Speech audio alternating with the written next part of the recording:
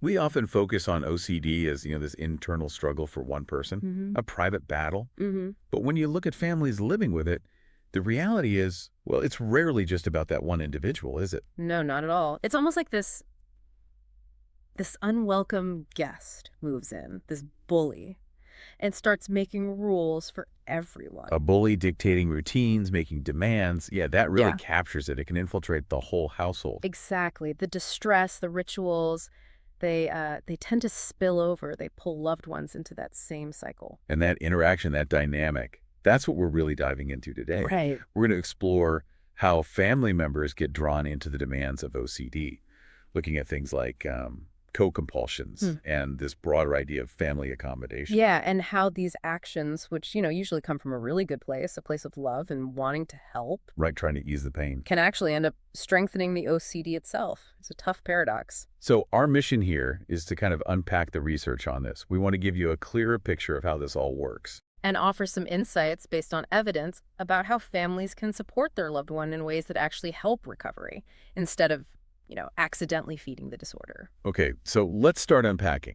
To really get how families get tangled up in this, maybe we should quickly recap that core OCD cycle. Good idea. So you've got the obsessions, those really distressing thoughts, images, urges that just barge in, Yes, so unwanted. intrusive, yeah. Yeah. And they create this intense anxiety. Huge anxiety. Right. And the person then feels driven to perform compulsions, actions, or mental routines to try and get rid of that awful feeling. But here's the kicker, right?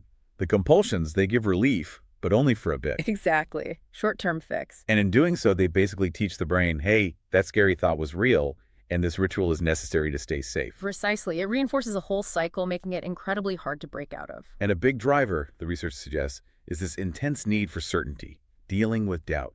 Oh, absolutely. That doubt is a core feature. It leads to constant questioning, needing reassurance, which is a very common compulsion itself, and one that easily ropes others in. So even if someone knows intellectually, okay, this fear is probably irrational, Right? They often do know. that feeling of dread, that urge to do the ritual just in case, it can be overwhelming. Totally overwhelming. And that's the exact point where the family often steps in, sometimes without even fully realizing the role they're starting to play. Which leads us right into co-compulsions and family accommodation. Yep. Let's tackle co-compulsions first. How exactly does that work between people?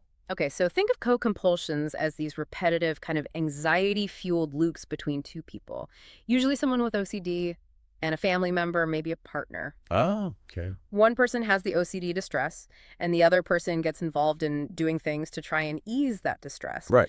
But those actions are actually part of the compulsion. So it's not just the person with OCD doing the ritual alone. The other person is kind of participating. Participating, enabling, facilitating. Yeah. Yeah.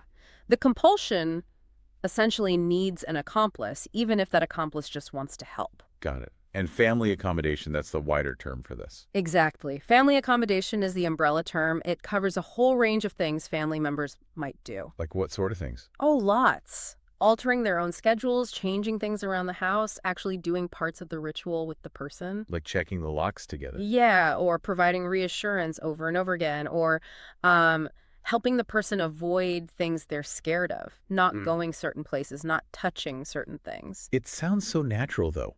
You see someone you love in agony, your gut reaction is to jump in, make it stop, shield them from that feeling. It absolutely comes from that place. Love, Yeah. concern, wanting to reduce suffering, maybe even just wanting to avoid a big conflict or meltdown. Makes sense. But what the research points out is that these accommodations, they can become like pseudo rituals for the family member too. They get caught in the pattern. And sometimes it's driven by their own anxiety. That's a really key insight. Yes.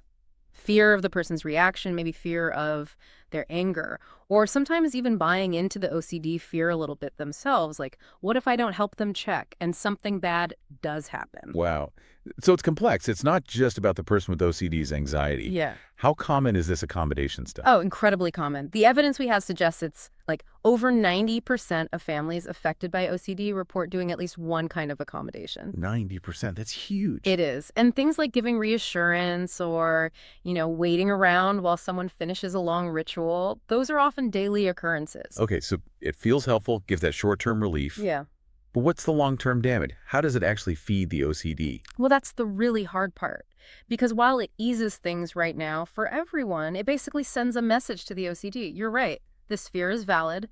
This ritual is necessary. So you're validating the fear by accommodating it. Exactly. You're preventing the person with OCD from learning that they can actually handle the distress, that they can tolerate uncertainty, that the feared outcome probably won't happen even if they don't do the ritual. It's like constantly propping up a plant instead of letting it grow strong roots on its own. That's a great analogy, yeah. The accommodation stops them from taking those necessary risks that are part of effective treatment, like exposure and response prevention, ERP. Right, the exposure part. Any family response that helps them avoid the fear or helps them complete the ritual, it just strengthens OCD's grip. It works against the therapy. And the toll on the family itself. I mean, it sounds exhausting just talking about it. It really is. Families often describe feeling pushed right to the edge, emotionally, physically. It feels like OCD is running the show, laying down these strict, often nonsensical rules. Like hours spent cleaning or checking. Yes, or demanding constant reassurance or needing things done in a very specific, rigid way. It takes over family life. Can you give some more concrete examples? Yeah. Things families actually find themselves doing. Sure. The research mentions all sorts. It could be, spending hours helping someone clean to their standard, not just a normal standard, Okay. or rearranging the whole living room because certain spots feel contaminated, taking over tasks like laundry or opening mail because the person with OCD fears contamination from those things. Driving separate cars? Maybe? I think I read that somewhere. Yes. Driving separate cars to avoid cross-contamination. Right. Helping with like a parent going back to check the stove after their teenager has already checked it 10 times. And it affects social stuff too, right? Like the example of Mario not shaking hands and the family having to manage that awkwardness. Absolutely. Or think about Sandy's hoarding, making parts of the house totally unusable, forcing the family to live in just a few rooms. That's a massive accommodation. Yeah. Or Marilyn insisting her husband Harold go through elaborate decontamination rituals after work, getting furious if he resisted. It pulled him directly into her compulsion. And Joan needing constant reassurance from her parents about her job performance, to the point where it was hard for her to even keep a job. They were constantly managing her work anxiety. These are major life disruptions. And it goes beyond just helping with rituals, doesn't it? It can cause bigger family problems. Oh, definitely. Accommodation can fuel conflict, obviously, as people get frustrated. Or sometimes the opposite people just withdraw emotionally to avoid the fights, creating this huge distance. That makes sense. It can mess up family roles, too. You might see kids having to act like caregivers for a parent who's debilitated by OCD. Wow. And then there's the financial hit missed work, the cost of treatment, sometimes even the cost of the compulsions themselves, like buying tons of cleaning supplies or replacing things deemed contaminated. It just sounds incredibly draining and isolating for the family members caught up in this. It really is. The research highlights that. They feel helpless, overwhelmed, guilty sometimes, disappointed, sad, worried. All of it. And they often don't get help for themselves. That's a critical point. They're so focused on the person with OCD, they often neglect their own well-being even when they're totally burning out. Maybe keeping a little log or diary of their own feelings and the accommodations they're doing could be a first step for them, just to see the pattern. Okay, so if accommodation is part of the problem, how do families start to shift things? How do you support the person without supporting the OCD? It's a big shift. It requires a conscious strategy. The goal becomes supporting your loved one's health and courage, not the disorder's demands. And it often means going against those immediate instincts to just make the distress stop now. It's not intuitive. Is there a specific approach, like a therapy model, designed for this? Yes. Family integrated treatment, often called FIT, is one evidence-based approach. It's designed specifically to tackle the OCD, yes, but also the relationship patterns and family dynamics that are tangled up with it. And reducing accommodation is a big part of FIT. A central part. It helps everyone, the person with OCD and the family, learn new ways to respond when OCD shows up. It helps break those co-compulsive cycles. So we're not talking about families just suddenly saying, nope, done, no more help. That sounds like it could backfire. Oh, absolutely not. That kind of abrupt, tough love approach is generally not recommended. The research shows it can cause huge distress, maybe make the OCD worse, or just lead the person to find new compulsions. It can really damage trust. Okay, so how do you do it? It needs to be gradual, collaborative, transparent. Think of it more like like slowly tapering off a medication with a plan. Everyone needs to be on board, understand the why and the how, and set realistic goals together. Gradually reducing it. That makes sense. And I imagine a huge part of this for the family members is learning to handle their own anxiety about it. That's spot on. They have to learn to tolerate uncertainty and distress right alongside the person with OCD. If the family member can't stand seeing their loved one anxious without jumping in to fix it, the plan won't work. They have to build their own tolerance. Exactly. It's like, you accept the incredibly tiny chance that the ceiling might fall down, but you don't spend your day checking it or asking for reassurance about it. Right. Or, a plane engine could fail, technically. But you still get on the plane. Precisely. You acknowledge the possibility, however remote, but you don't let that fear dictate your life. There was even this powerful idea mentioned in the material, kind of stoic, Oh, yeah. about facing catastrophic fears by contemplating mortality. Like, okay, today is as good a day as any to face the worst. Not morbidly, but as a way to free yourself up to live according to your values right now instead of being paralyzed by what might happen. Wow. That's a deep way to reframe it. Yeah. Shifting from eliminating fear to choosing your actions despite the fear. Mm-hmm. Okay, so back to the practical stuff. What are some specific tactics families can use to reduce accommodation gradually? One really useful tool is having pre-planned, non-reassuring responses ready to go. Okay, like what? Instead of getting sucked into debating the OCD fear or giving that reassurance again and again, you calmly say something agreed upon, like, that sounds like an OCD worry, or, we decided it wouldn't be helpful for me to answer that question. Acknowledging it without feeding it. Exactly. It shows you heard them, but you're holding the line agreed upon in treatment. Another key technique is something called behavioral contracting. Okay, what's that? You do this during calm times, not in the heat of the moment. The family sits down together, maybe with a therapist, and basically makes a deal. You pinpoint the problem accommodation, set small, specific goals for reducing it, brainstorm different ways to respond, and then you actually write it down. You write down the plan. Yeah. What the family member will stop doing and what supportive, non-accommodating thing they will do instead. It makes it concrete. Can you give an example of a contract? Sure. For checking. When it's time to leave, Mom will give Tim a 5-minute warning. At departure time, Mom will walk out the door. Mom will no longer help Tim check the locks. Clear, specific. Okay. Or for contamination fears around laundry. Access to the washing machine is limited to Tuesdays and Saturdays between 6 and 8 p.m. 1 scoop of detergent per load will be provided. It sets boundaries. Or for a couple, maybe avoiding going out. Right. They might contract to go for a walk together for 15 minutes 3 times a week, increasing to 20 minutes the next week, with an agreement to limit reassurance seeking about contamination to once per walk.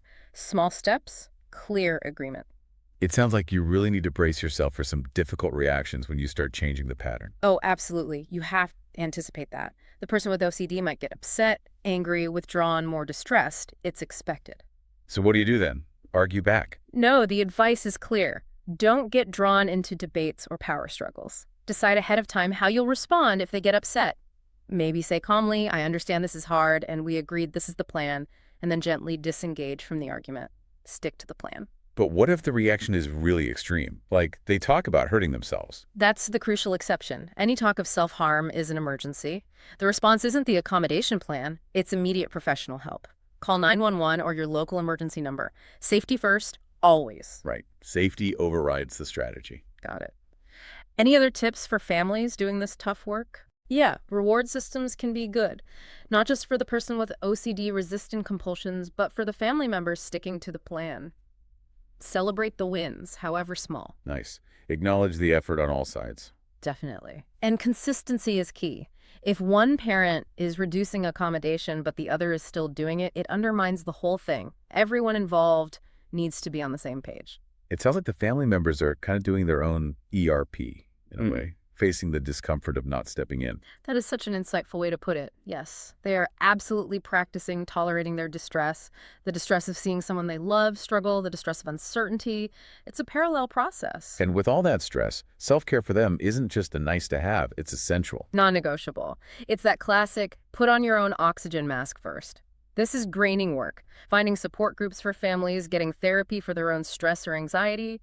It's vital. They need refueling. And modeling good coping themselves must help too. Hugely. If family members are managing their own anxiety well, Using healthy coping skills, prioritizing their well-being, it creates a much healthier environment for everyone, including the person working on their OCD. So if a family is listening and recognizing these patterns, feeling kind of stuck or overwhelmed, where can they turn for help that really understands this whole dynamic? Recognizing it is a huge first step, and reaching out is crucial.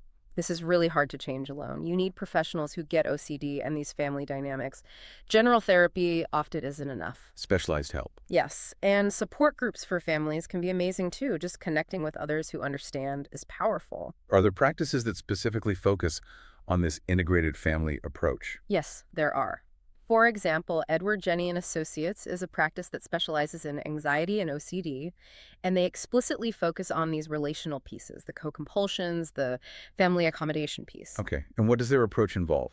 It's integrated and evidence-based. They start with a really thorough assessment, understanding the OCD, yes, but also how the family system is interacting with it. Getting the whole picture. Right. Then treatment uses therapies we know work, like CBT, ERP, ACT, DBT, tailored to the person. But crucially, they weave in family therapy or couples work that directly targets reducing accommodation. They provide education, practical strategies, help rebuild connection. So they're empowering the whole family unit. That's the core idea. The belief, backed by research, is that healing isn't just an individual journey when OCD is involved. The relationships around the person are a huge part of the recovery process. Their message is clear. You don't have to do this alone. Expert help makes a difference. That's really hopeful. Knowing support is there not just for the person with the diagnosis, but for the whole family navigating it. It's so important. Okay, so wrapping up this deep dive, what's the main takeaway? OCD isn't contained. It often pulls the whole family into its orbit through these patterns of co-compulsion and accommodation. Right. And these attempts to help, however well-meaning, however much they ease things in the moment, they actually end up reinforcing the OCD cycle long-term. And this is the hopeful part, the evidence shows families can change this dynamic. It takes strategy, it takes support. Exactly. Understanding how accommodation works and then using evidence-based approaches like gradually reducing it, having planned responses, using contracts, and importantly, family members building their own tolerance for discomfort and getting support.